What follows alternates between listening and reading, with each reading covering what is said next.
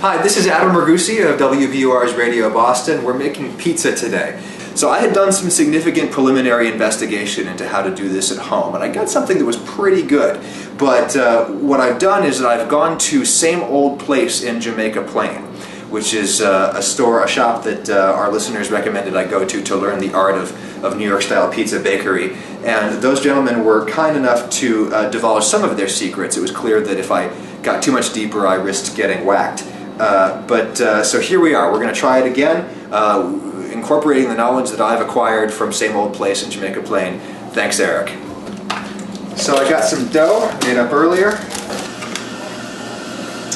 Now, I used to, in order to get the big bubbles out of my dough balls, used to kind of punch it down with my knuckles. But Eric at Same Old Place showed me this thing that they do, which is that they put their dough ball down on a board and then they take their peel and they kind of flatten it like this. Put your weight into it and it sort of forces out all of the big bubbles and leaves you a few small bubbles, because you want some small bubbles. They taste good. So what Eric does is he sort of like does a board stretch. Okay, now we're going to go ahead and toss this guy.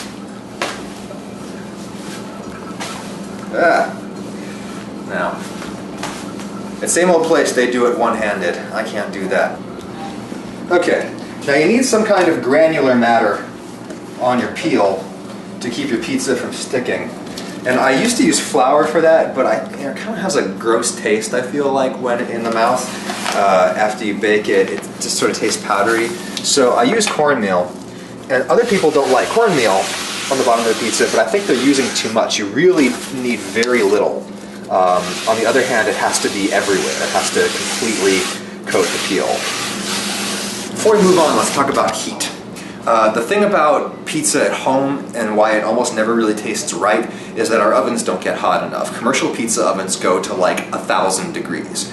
So the way we get around this is a couple of strategies. First, we use a pizza stone, which, go ahead and have a look at our pizza stone. A little dirty, but that's what happens with good use. So that's, it absorbs heat and also wicks away moisture.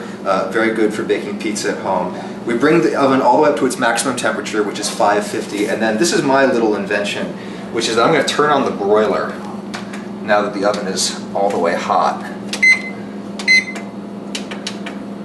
Turn the broiler on its highest setting, and we're going to let the broiler kind of heat the surface of the stone. Sauce.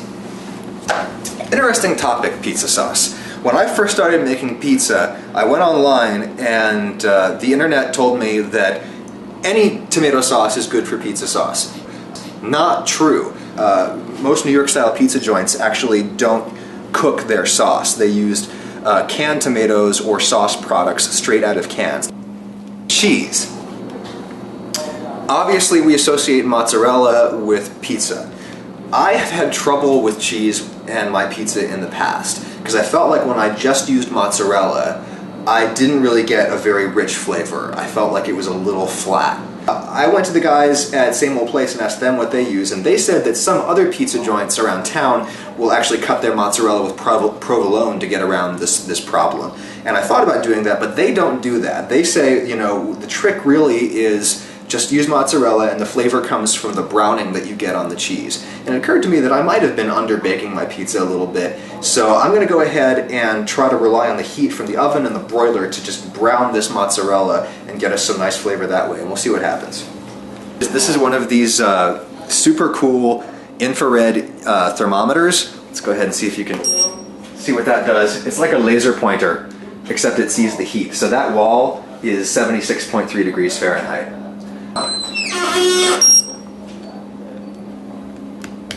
Wow, 580 degrees. That sounds pretty hot to me. So let's give it a shot. And set the oven back to its oven temperature. Pick up your peel and you gotta loosen it because it's been sitting there as we've been dressing the pizza and it's sort of bonded to the wood a little bit. So you give it a little shake just to release it. And we go in here. And there she be.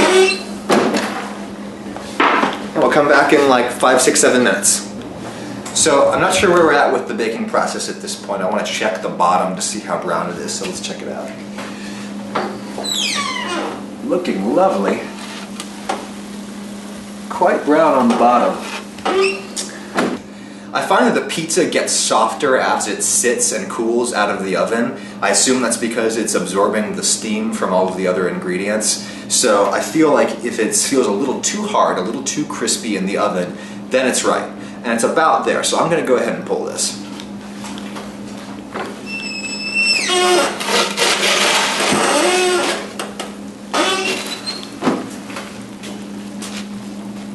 That looks pretty darn good. Alright. Go ahead and dress this with a little bit of grated Parmesan. And this is kind of my general rule for all baked goods, is that they need to cool for at least as long as they baked. So we're going to have some patience on this guy, and we'll taste it in a minute. Perfect time, lunch is almost here. So to our video viewers, this is Sasha Pfeiffer, who's been filling in for Megha Chakrabarty on Radio Boston while Megha is on maternity leave. And this is Tim Skog, our technical director, who is at the moment taping this for radio. This is how it looks when we make radio for you. But right now we're making pizza for you as well. Well, not really you, because I'm actually going to feed it to Sasha. So go ahead and cut this guy up. Okay, and there you are. And what kind of cheese is on here? Just mozz. Basic mozzarella? I'm going to go ahead